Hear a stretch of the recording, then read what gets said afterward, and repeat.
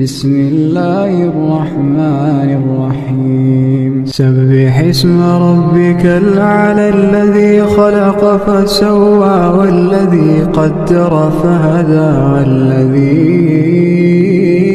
أخرج المرعى فجعله غثاء